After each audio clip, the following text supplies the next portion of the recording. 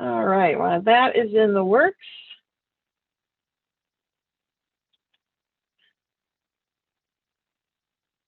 Go ahead. We are also going to record this meeting, so any of you who do not want your face or name on our recording, you feel free to hide your video or change your name if you'd like even. But I'm going to go ahead and start that recording now too as well.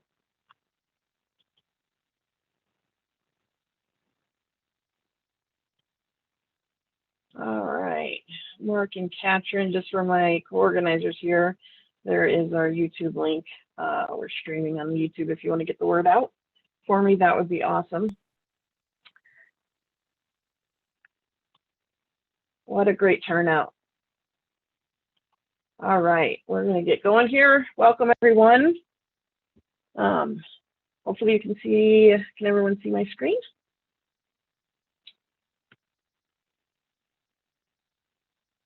You see the Scrum Masters of the Universe? Yep, looks good. Yes, ma'am. Okay, awesome. Well, welcome. Welcome to the Scrum Masters of the Universe. And now my mouse has decided to quit working. There we go. So our mission, oh my goodness. Guys, I'm really apologizing. This is so our mission, we believe that, the reason we organize this group is that we believe there's great value in getting out of our silos. And in the case of this group, even our cultural silos, and really connecting with others who are passionate about growth as an Agile practitioner. The group originally started as a Scrum Master community of practice. And so that original group, I think we were at less than 100 at that time. They decided, we had to have a name, so they voted on a name and came up with Scrum Masters of the Universe, and it's kind of stuck then. Although we are definitely a group that is not just about Scrum Masters. We are very much a group to support all sorts of Agile practitioners, regardless of the frameworks that you choose to use. So our goal is just to provide a place for Agile enthusiasts to learn, grow, and flourish in applying Scrum or your chosen framework in the Agile in the world of work.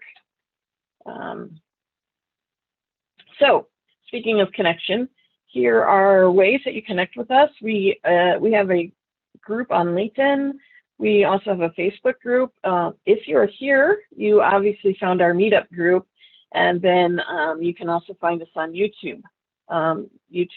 We have a lot of our past recordings there, and this is also where we'll be posting the recording for today's video. So if you want to go back and rewatch or check out any of the previous meetups that we've done, you can check there as well. So our leadership team. So my name's Jamie Kriegel. I'm the founder of Scrum Masters of the Universe.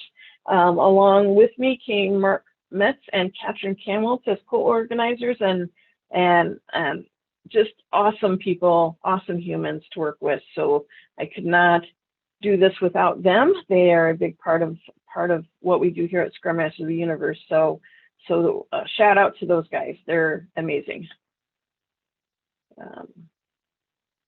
Got some upcoming events. We always have lots of events scheduled.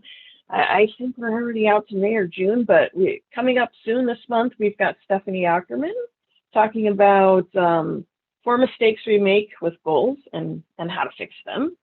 And then after that, we'll have a team transformation canvas with Richard Kasparowski. And then we're going on at the end of the month, we'll have Jeff give us his forever employable meetup advice. And then Daria Vagina is 360 degrees of a Scrum Master, which is on Scrum Master feedback. So some really great stuff coming. There's even more events beyond that.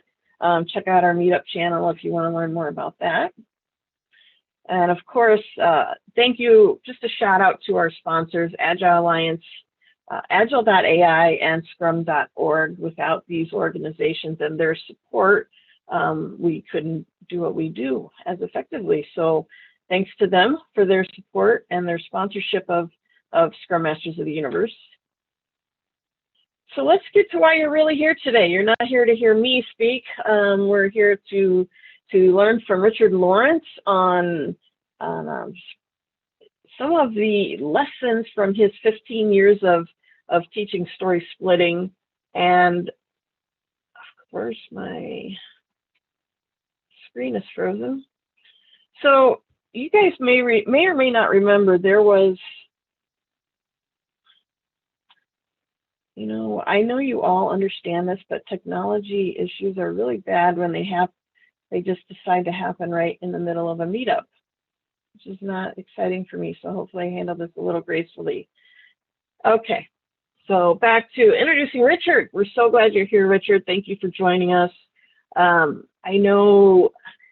think it was back in 2007, maybe, he published Patterns for Splitting User Stories. And then, in the following years after that, he came up with what's really popular is how to split a user story flowchart. And he has taught thousands of people on how to find good vertical slices for their backlog, which is a challenge, right? Vertically slicing user stories is a challenge, but it's so necessary. So, it's an enormous body of practice, and it's revealed some important lessons about what works and what doesn't work in story splitting. And so that's what Richard's going to talk to us about today, are the lessons that he's learned. So I am actually going to just turn it straight over to Richard and let him take the wheel here. Again, thank you so much, Richard. It's nice to have you. Welcome to Scrum Masters of the Universe. Thanks, Jamie. It's great to be here. Let me spotlight my video because I'm not going to share. I'm going to just have some things on my video. So you should be able to see that. Well, as Jamie mentioned, I published this article back in 2007 called Patterns for Splitting User Stories. And it was just one of several Agile related things I was sharing about my team's experience at the time. And I had no idea it was going to take off like it did. I apparently hit a nerve there where people everywhere were struggling with this thing. And then I shared that poster, which you may have seen a few years later. And that thing took off even more. There's almost 2 million of these in the world now, as far as I can tell, in 9 different languages. So people everywhere seem to be struggling with this. And so I've spent a lot of the last 15 years helping people learn how to split stories, how to split larger things into good stories. Captured a lot of that in online writing and resources. If you didn't see the link in the meetup description, I just dropped it in the chat here, which is in 2000, I consolidated all the things I'd written in the previous 13 years or so on the topic with the help of my colleague, Peter Green, and we made one huge article on everything you might need to know about story splitting. So if you need 6,000 words of bedtime reading on story splitting, that's your thing. What we're going to talk about today is some of the details that didn't make it into the articles or presentations so far. The things that I've noticed from helping people learn how to do this over and over again. And so some of it you may have come across before, or maybe haven't gone as deep on it. Some of it is things I've never talked about in this context. So we're going to talk about 6 lessons that I've picked up as I've helped thousands of people try to learn how to do this better in their work. So here we go. Lesson number 1 is that story splitting is even more important a skill than I realized back when I first started writing on the topic. A few years back, my colleague Peter and I mapped out all the habits and practices we see on successful Agile teams and tried to group them together to say, which practices do you need to do at the same time? Which ones support each other? How do they hang together? We came up with several dozen habits and practices, grouped them into these strategies to think about how could you adopt sets of these and how do they support each other?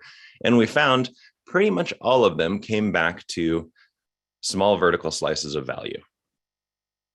That was the keystone habit that made everything else work. And you may have experienced this even with something like Scrum. If your backlog isn't shaped like valuable slices that you can get done in a sprint, everything else doesn't work as well, if it works at all. You go to sprint planning and it's kind of hard to talk about what you're trying to accomplish in the next sprint.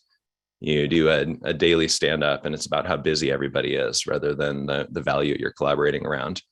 Even trying to collaborate may be difficult if the work is organized around specialties and tasks and components. And so all these other things we like to see on successful Agile teams are built on this foundation of working in small increments of value. More than that, the best Agile teams get good at customer empathy. They understand who their customer is, who their users are, what they're trying to accomplish, and organize their work accordingly. And user stories done well turn out to be a really good tool for bringing customer empathy all the way down into the details of the work. Yeah. User stories done badly don't do that. So we're not talking about going through the motions and saying things like, following the connector template. As a developer, I want a database diagram, so I know what we're going to build in the database. Not a story. No customer empathy there, not a slice of value. That's a task pretending to be a story. But if we're talking about real stories, like actually empathizing with a user about what they're trying to accomplish using your system and the change that's required to do that, those are the keystone habit that make everything else work. So in retrospect, I understand why the story splitting content took off. At the time, I didn't realize how important this was. Now looking back, I can see why people had good intuition about what they needed and where they were struggling, and realized, I need to get better at this. Now, this brings us to lesson number 2, which is this really important skill is remarkably learnable. I was surprised by this because most of the skills we use in our work took us hundreds or even thousands of hours to acquire and master. You think about most of what you do every day. If you're especially senior in your role, you took a long time to get those skills. Story splitting seems to take about 3 hours of deliberate practice to go from 0 to fluent. Now, I said deliberate practice there. I don't just mean 3 hours of backlog refinement meetings. I mean something specific by deliberate practice. There's a whole body of work around skill acquisition and practice. And what makes practice deliberate, effective practice is doing things intentionally in small cycles, getting feedback on what you're doing so you know if you're doing it right. And let's talk about what deliberate practice looks like for story splitting. We're actually going to use our cognitive biases to help us out here. You're probably familiar with hindsight bias, which is you look back and you say, oh, we should have done it this other way. We're going to take advantage of that because when hard to split things come at us, they're often complex and unpredictable. We don't know what's going to emerge on this feature story that we're trying to slice. So it can be hard to figure out how to slice it. So instead of starting on future things that we don't know much about, we're going to start by sort of rethinking the past. On that story splitting poster, there are several patterns around the middle. And what we're trying to do in our initial practice sessions is identify what these patterns look like. So what does it look like when I bump into something that has workflow steps, and how would I slice through those? What does it look like with multiple operations? What do business rule variations look like? And the way we're going to get at that is by looking back at big things that were hard to split that we've now completed. We've now learned what's going to emerge on those things. And so our first practice session or two is going to be 45 minutes to an hour of the team looking back and saying, this thing that was hard to split, which pattern could have applied? We might not have known at the time, so cut ourselves some slack, but looking back with what we know now, what made that big and hard to split? How might we split it now if that exact same thing came at us again? And you start seeing, after a couple of these practice sessions, what those patterns look like when they show up in your domain, on your product. And then you can turn your attention to the future and you can say, what about these future things looks like those past things? In the same way that you might do relative estimating, when you're saying, what does this look more like? You can do the same thing here, and you can say, what in the future looks like that thing in the past that we would have split that way? What if we try splitting it that way in the future, even if we don't know all the details?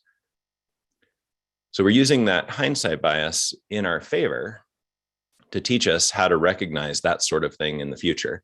And I found about 3 hours of that kind of thing is enough for a team to learn to categorize which pattern might apply pretty quickly.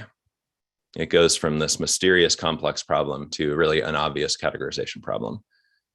But you do have to actually spend the 3 hours of practice. And for many teams, that's a real discipline to do. Going back and talking about how you would split something from the past doesn't feel like valuable work. So this is a decision to invest a few hours in skills, but there is an end in sight, and it happens rather suddenly. Like, feels really hard, and then suddenly it gets clear. So it's worth pushing through that middle and practicing those skills. In the middle of that big article I shared, the comprehensive guide to story splitting, there's a section called How to Get Good at Story Splitting, which is the quick version of what I just talked through. So if you want a reference for that later, you'll find it in the middle of the large guide.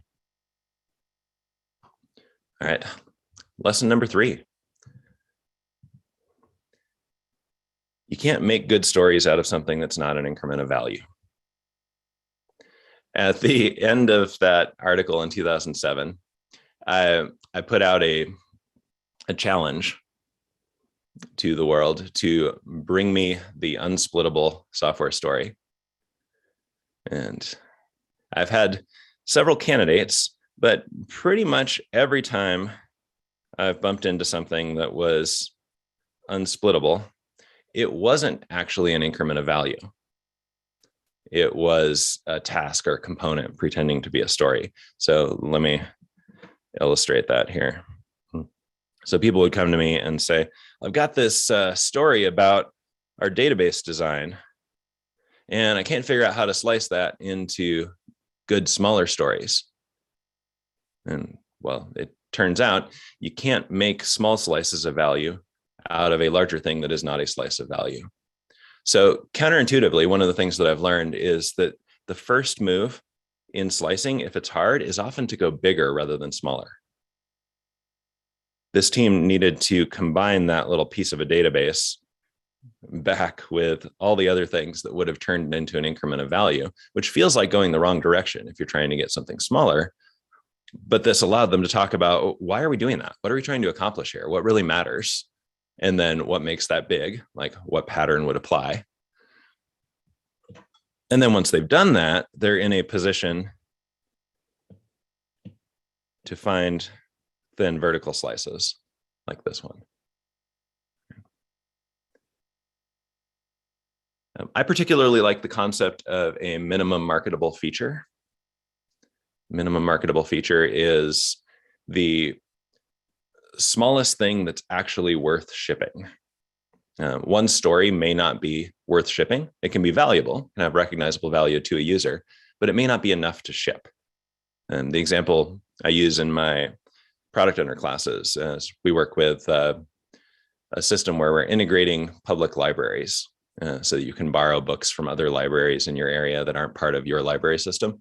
And an example I give in there is searching for a book across the whole state is a valuable thing for users. They can recognize, I can do something I couldn't do before. So find a book by its title is a decent story. It's not marketable though, not worth shipping. And just finding out that, that copy of Harry Potter that you want, it's available across the state and you can't have it. That's not something people are going to want to use. We need a little bit of searching, a little bit of request the book, a little bit of inventory management for the librarians, maybe a little bit of notifications so you know when to go pick up your book. So there's this whole collection of things across multiple themes that have to come together to make what we'd call a minimum marketable feature.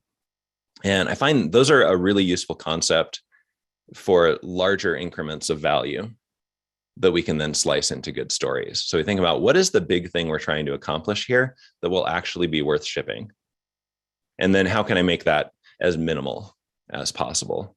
but not too minimal so that it becomes unmarketable. So having kind of a hierarchical backlog with maybe a big vision that gets split into MMFs that get split into stories, helps with this challenge of needing value at the higher level to be able to split it into things that are smaller. But the quick takeaway on this one is you might have to go bigger before you go smaller, and that's okay. It's part of the process. I see a question in the chat from Dean on the previous one, and I want to catch that before it scrolls off. Dean asks, if you're attempting to help a team practice, would you look for examples of each of the categories to practice on? I would first look for what are the things we run into the most. Not all the patterns show up everywhere. So some systems may have more of one thing than another. And so I'm looking for what do we need to recognize? Now, once I've done that, I might do a survey through our backlog over the last 6 months or something to say, can I find an example of this other thing just so we can see what it would look like? But I would go for representative rather than comprehensive when I'm trying to find examples. And so I usually ask, what was something that was hard to split? And that probably tells me they tried, it was important, want to figure out what's going on there. All right, let's go to lesson number 4, which is a particular way of slicing workflows that is kind of on the poster and on the original article, but it's sort of between the lines. My approach to workflows has changed a little bit over the years. And now that the poster has been translated into so many different languages, it doesn't change very much. It would take a lot for me to go through the process of getting all the different translators to change something. So let's talk workflows and some of the nuance that I've learned in 15 years of teaching people to split these. So workflows are a really common thing in business systems, and they're really easy to get wrong. Let's look at just a generic example of a workflow here. So we have these steps from left to right, A, B, C, D, and E on a branch, and then coming back together for F. Now, imagine you gave this to your team and you said, work through this in whatever order makes sense to you. Just whatever's obvious and easy here. Most teams are going to work alphabetically left to right. They'll do A, then that'll set them up to do B. They'll work their way through. They might go all the way across one branch, or they might do both D and E and then finally F. Now, when we're trying to split large things into small things, a few reasons why we're doing that. One, we're trying to get value as quickly as possible. 2, we're trying to reduce risk, right? Like pulling complexity forward, discovering as quickly as possible what we need to discover. 3, we're trying to get just a real measure of progress. Remember Principle 7 in the Agile Manifesto, working software is the primary measure of progress. One of the ways we recognize working is we're actually accomplishing what we're trying to do. Now, if you look at this workflow, where's the value realized? Probably at F. When do we learn if we're doing it right? When we get to F. When do we really know what our progress is like? At F. So the left to right way of splitting workflows that is obvious and easy turns out to be perfectly wrong if our goal is early slices of value and risk mitigation. So instead, I recommend drawing on the correct layer. The thin slice through the workflow. Like what's a case all the way through? Now that still ends up being too large in a lot of cases. So as I've worked with teams to find what's a better way to do this? If we can't do a thin slice end to end, can't even get the single most common case all the way through, what do we do? And the variation that I've found on the picture looks something like this, which is fake it at some point and take it from there. Like there's already a pair of shoes in the shopping cart. Prove that you can place an order and get it to the warehouse for shipping. Not marketable yet, but we're talking about a story here, not an MMF. So we may have to accumulate other stories. And as I help teams find this one, I realized there's actually the meta pattern here behind all the other patterns. Because what's actually going on when you find a good pink slice like this is you're going straight towards the complex part of this, and then you're making it really simple. So let's talk through what that meta pattern is, because you can use this for splitting all sorts of things, not just in this case where you're trying to get a workflow. So 3 steps to the splitting meta pattern. Step 1 is identify the complexity in whatever it is you're doing.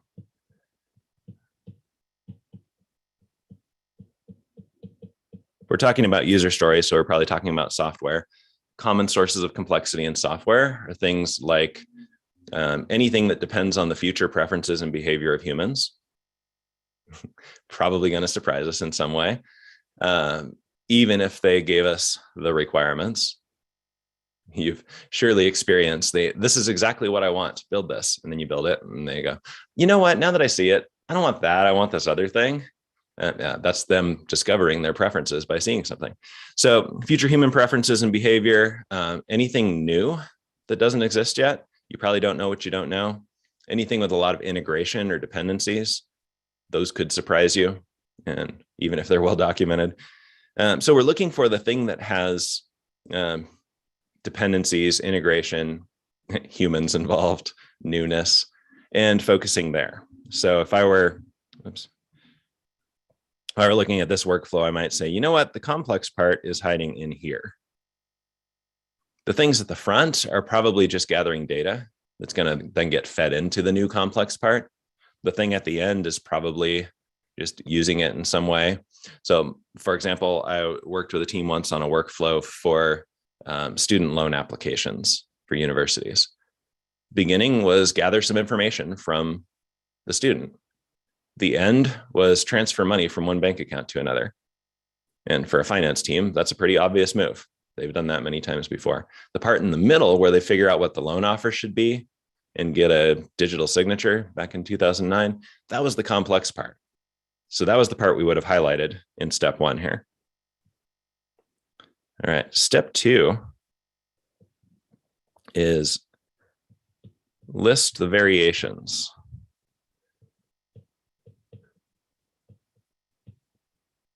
List variations, by which I mean at that part of your workflow or whatever it is you're slicing, what is there many of? Like there may be many different business rule variations. There may be many different kinds of users. There may be many different loans that we offer, many different books in the library. Whatever it is, we're just enumerating what are there variations of. You can usually come up with a half dozen of these, sometimes more. Then step 3, take that many and reduce it to 1. So Mark can borrow Harry Potter 7 from this other library. And it's in stock at that other library and not at his. Like you take every variation, narrow them down to that one case, and it's going to start in the middle where it already knows who he is, what book he wants to borrow. And it's going to say, hey, Mark, you want to borrow this book? Yes, I do. Now, you would actually do that integration. You'd build the slice for real. He'd end up on the hold list at the other library for that book. It would be real, but very thin, which means day 1 of sprint 1 working on that workflow, the team would have actually implemented a slice through the workflow, not just gathering some data, not just working on authentication or something, but they would have done the real core complex thing. And then once you've done that, you kind of move back out is start turning the ones into many. So now anybody can borrow that book. Now anybody can borrow any book, but only that one direction. And you start expanding it back out. And this, it turns out, is a pattern that works for all kinds of things, not just workflows. You find the complex part, ask what is there many of, narrow it down to one or a few, make it work, expand it back out. And it's usually that first story that teaches you what you needed to know that was complex and uncertain and risky. And it also gets you the most valuable things early. because the very reason why we're doing whatever we're doing is usually the thing that's new. And for humans, those two things that make something complex. So if we go there first, we're going straight towards the high value, high risk part of whatever we're doing, but we're slicing it really thin. I often bump into teams that tell me, we got to have quick wins. We got to keep things small so we can't take on the complex new stuff. If we're going to prioritize by value and reduce risk, we have to take on the complex new stuff early, but we can make it really thin using this technique. Complex and small can go together. I guess that's a bonus lesson. It's like 4B. Complex and small can go together. You just have to make it really thin like this.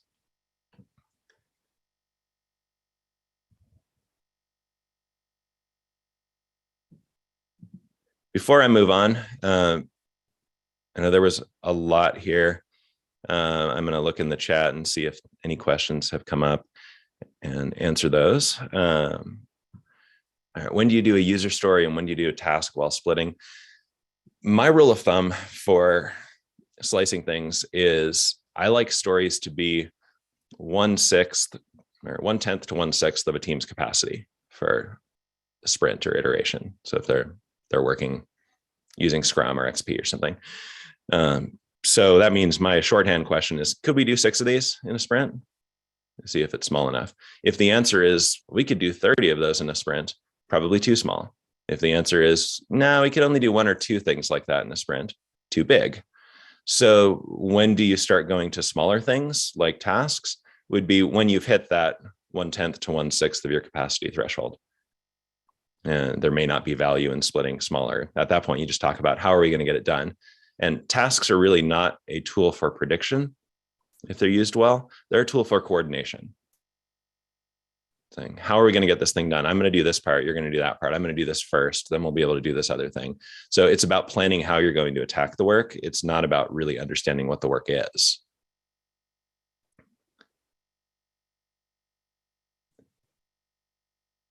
We'll come back to this in a moment. Tasks aren't the only way you can go smaller than stories. I'm going to suggest an alternative that I've seen used to good effect as well. Clara asks, should we strive to have every story worth shipping, or should we attempt to bulk stories into a minimum marketable feature? I like stories to be valuable, which means recognizable, visible value for a user, but don't make them do the work of marketable.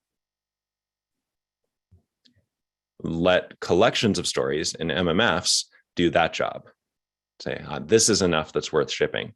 So if we have a little bit of searching for a book, a little bit of now I can request the book, a little bit of the librarian knows to put it on the truck to go to the other library, all these things come together. Now you're marketable. People often get stuck when they're doing story splitting because they're trying to make every story marketable.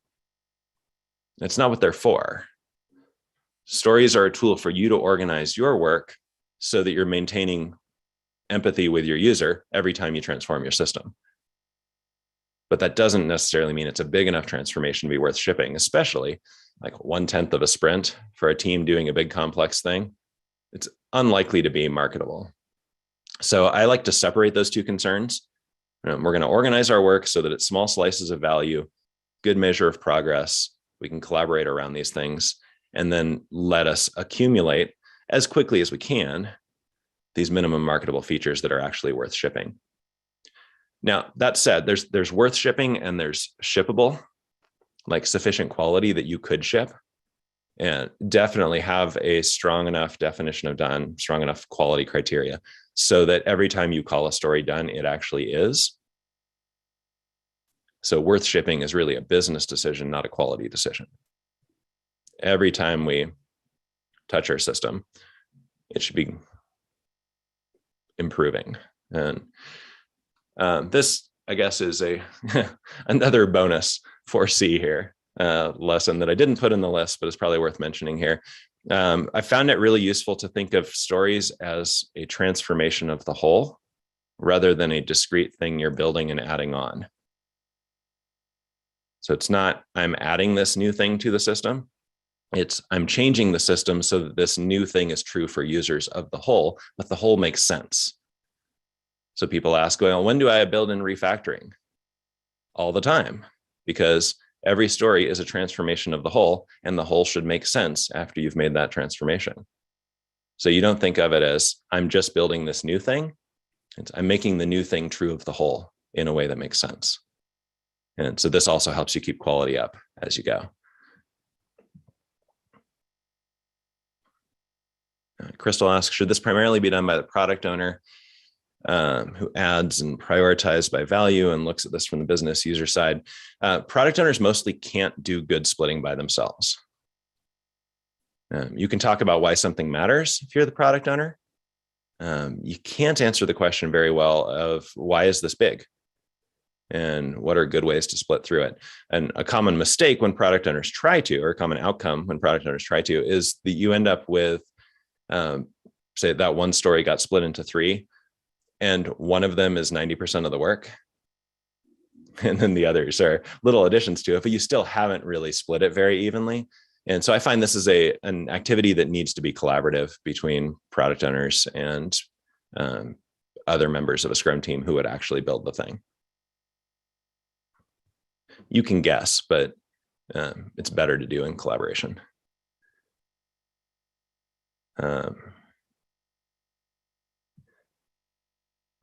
Daniel, I'm going to give you a quick and unsatisfying answer to the question about how to address the situation where multiple teams are working on related functionality and there's dependencies between them, which is to say that's a bigger question than we can answer in this. But if you're working on related things, you're probably doing some splitting together.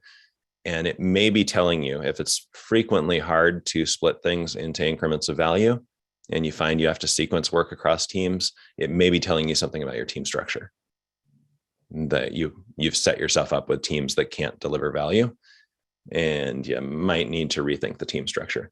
It might have been the right team structure at a different time in the life of your product, but maybe things have changed. And so we're trying to go for independence as much as possible to get value. So I said that would be unsatisfying because I'm sure there's follow-up questions, but we got only about 19 minutes left. So we're going to keep going. All right.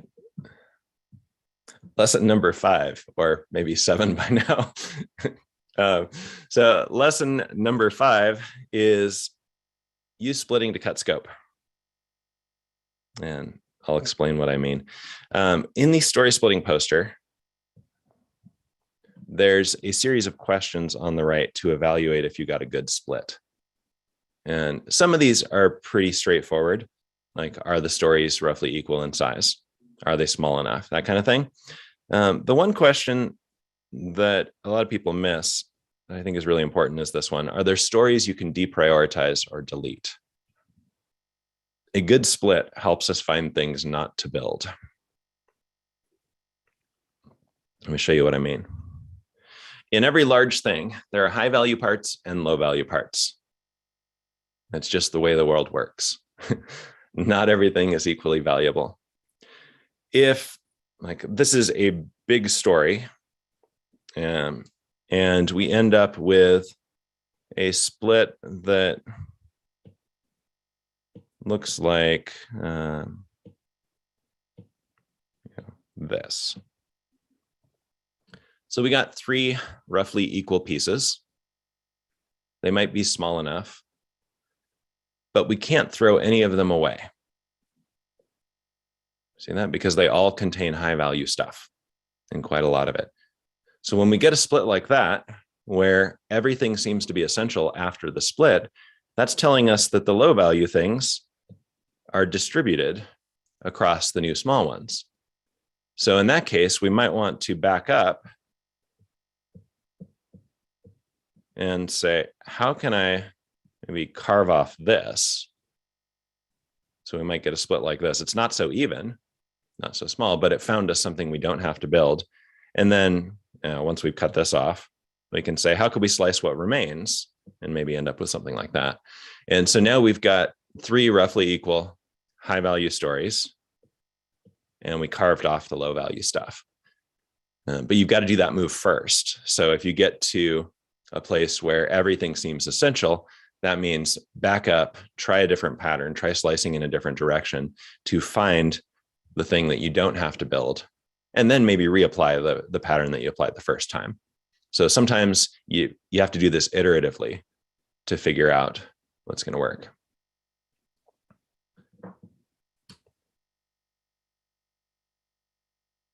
Yep. Yeah, there's often this Pareto principle or 80-20 kind of pattern where the effort and the value have a nonlinear relationship. And there's this kind of 80-20 point where you are getting most of the value with a small amount of the effort. And so what we're looking for is, what are those things up at the top with the diminishing returns so we don't have to build them, or we can build them later. And there are some things in your product where it's totally the right thing to do to be way up on the diminishing returns part of that curve, because it's your differentiator. And you want to sweat the details on your differentiator. You can see this with things like the early iPhone. It was missing key features that competitors had, like copy paste. But they really sweated the details on usability and design and how it felt to hold it and use it in a way that really differentiated it from competing phones. I remember I had a Windows phone at the time, and I thought, hey, this iPhone's never going to be successful. Like, they're missing MMS messages, copy paste. Like, it's barely even a phone. What are they doing? And then I held a friend's, and it's also delightful to use. And I don't understand what's going on here. Well, I wasn't in the target market for the early iPhones because my jobs to be done included other things that they weren't doing. But what they were really good at that point was finding that thing that is their differentiator, sweating the details there, and cutting out the low value stuff everywhere else really aggressively. So it was like 80-20 on most things, and then the 99% on the few things that mattered. And this is what great product owners do. They know what matters and what doesn't, and they're aggressively cutting out what doesn't. And it's not always this clear cut, like, oh yeah, nobody's going to use that. And it's like, somebody might use that. Somebody might be asking for that. And I'm going to choose not to do it in order to recover time for this other thing where it's worthwhile.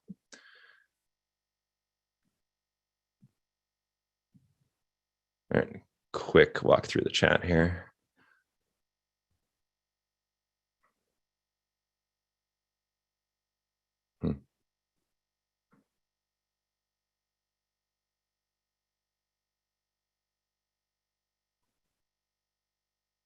Ada asks, what are the key questions to ask with your springboard to determine what and which aspect of the complex obstacle to split or ignore or set aside? Like, how are we finding that, the low value part? I like to do things like, if we only had half the time, what would we focus on? Or let's see if we can make it too small. Let's cut things until we've cut too far and figure out where that is. So these are, slicing a complex thing is itself complex, which means it's iterative and experimental. It's, what is the user really trying to accomplish here? A lot of times hard to split stories don't have a clear why on them. So coming back around to how we know when we're done. And the template that most people use for stories makes it difficult to get at the why, because so that only supports a certain kind of why, and there are more kinds of whys in the world. So that lets you get kind of goal sort of whys, like the user's trying to get to something after this story, but that's not the only kind of why. So we might want to get at what were they doing when they wanted to do this thing? What happened first? What situation are they in when they reach for this feature? That might be the why. They're trying to get out of some situation where they're stuck. How will they know when it's done? What is success going to look like here? So questions like that come back around to the why help us focus on what's core value. And then we can start iteratively trimming around the edges to say, what part of this isn't really connected to that value, and keep trimming until we can't trim anymore.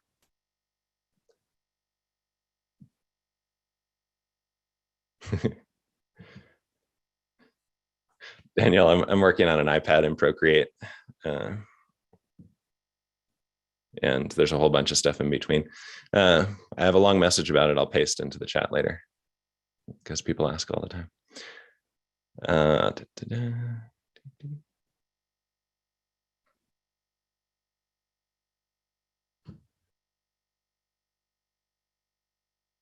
Difference, someone asks in a direct message, what's the difference between splitting, slicing, and breaking user stories? There's not one in the way I use the words. So I'm using those as synonymous.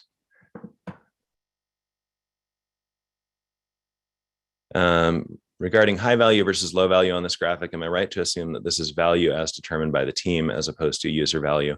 No, I'm thinking of this as value for the customer, the user, like whatever our value model is for this thing. Like we're trying to maybe cut a cost, we're trying to increase revenue, we're trying to protect revenue and avoid losing customers. Whatever our value model is there.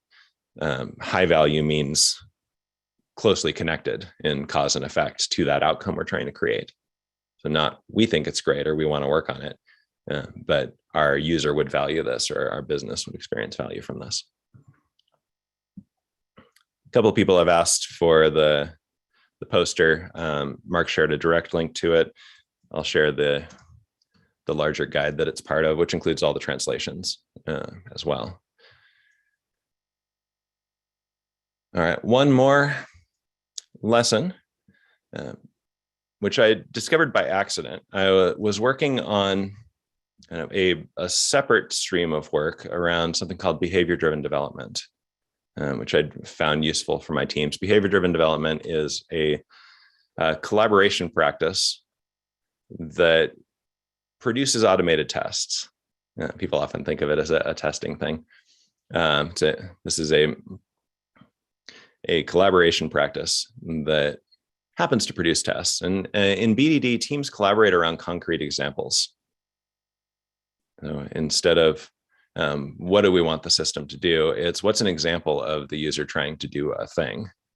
And I discovered that as people started using concrete examples to come up with behavior they wanted to test and build, and kind of structuring their work around examples, it also helped them split stories faster. So the lesson number 6 is concrete examples can get you unstuck. So when you're trying to figure out what the core value of this thing is, you can say, what's an example of the user doing the thing we're talking about here?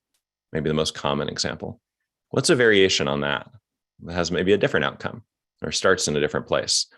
And after you brainstorm a few examples, you start to see, like going back to that complex first slice, the meta pattern. Oh, here are the variations. Now, what pattern applies to those? Are those business rule variations, data variations, operations? And now you can go back to applying the patterns from the story splitting poster. So using examples can be a really good way to get yourself unstuck. Using examples can also be a good way to structure your work. Instead of tasks, you might organize your work around scenarios, complete slices within a story of somebody actually accomplishing the thing. And I really enjoy this because it keeps customer empathy even further down into the details. It also forces collaboration on a team. It makes you get to your definition of done more frequently. So if you can say, no, what's an example of this thing? And then collaborate to make that example true. You're getting all the way to done multiple times in the life of a story. And then if you've structured your stories within an MMF, you're working your way to done over and over again inside the MMF. And then the MMF represents a slice of your thing that you could actually ship as you're working your way towards some larger thing. So it's kind of value and user focus all the way down into the details. I ended up writing a book about BDD. If you want to go deeper into that, book, Behavior-Driven Development with Cucumber, and there's a link to it in the chat there. Even if you're not technical, the book is really a story of a team adopting this way of working And it's about the collaboration practices and only kind of incidentally about the code and the test automation. And I think it's the next level down from once you're doing user stories well, talking about concrete examples within user stories and collaborating around those is just user stories taken to their sort of next extreme, where user stories are from extreme programming originally. They're just extreme customer empathy. And BDD is kind of extreme user stories. So if you get fluent at user stories, you want to take it the next step. BDD is kind of the next step. Yeah, James has a good follow-up question. Thanks for confirming user value. How do you help teams balance cutting low value against introducing tech debt risks? I think keeping that definition of done in mind is really important. And when I'm talking about cutting some scope in there, I would not be thinking of cutting quality. I'd be thinking of getting all the way to done on a smaller slice of behavior. I do find it useful to do a practice I call target architecture, which is sketch out where you think you're going with the larger solution. You're not committing to it. You're not building it in advance, but you have, based on what we see on our backlog, looking out several months or even further, this is kind of what our solution could look like based on what we know now. And then as we build small slices, how do we keep our options open to go in that direction? We're not going to build tomorrow's thing today, but we also don't want to build something today that makes our future goal impossible. And so keeping that balance between the big picture and preserving optionality towards the big picture while focusing on small slices can help you avoid that kind of short-term focus and cutting corners and ending up with what a lot of teams experience around technical debt.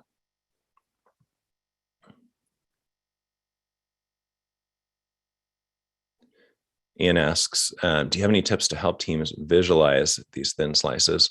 Sometimes teams struggle to see how they can split their user story as they can't see how it matches an example or an obvious pattern. I think that's where the practice that I talked about in lesson 2 comes in. What you're really doing is training your intuition to recognize the patterns. So starting by saying our only job here is to say, what pattern could we have applied to this past thing? Starts tuning your intuition to see those things. Now, when you don't have that, or when you've done that and it's still not obvious, I find it useful to talk about like what impact are we trying to have, what's making it big, what's risky here.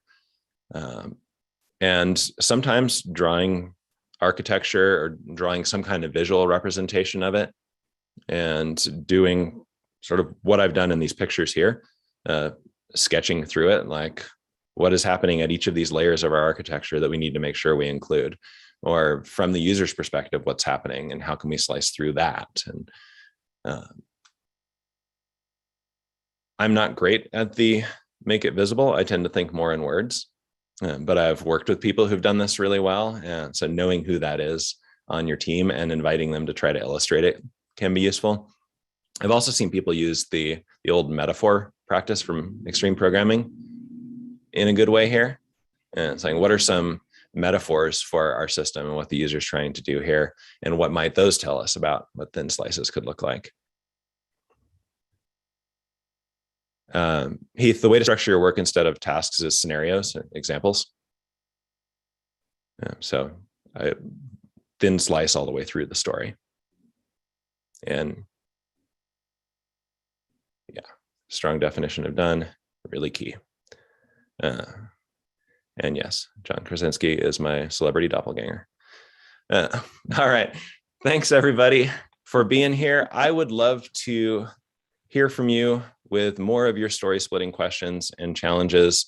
I'm RS Lawrence on Twitter, and that's a great place to engage with me around this stuff. At RS Lawrence, send me your questions. I'd love to talk with you about it. Thanks for being here.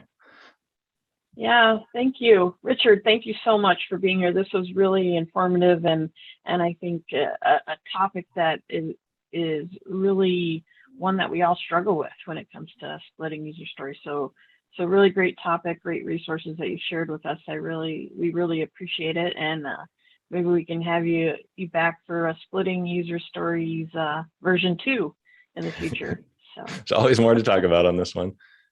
Thanks, everybody. Yeah, thank you. Thanks everyone for joining us. I hope you have a fabulous Monday and a good week. Thank you. Thank you.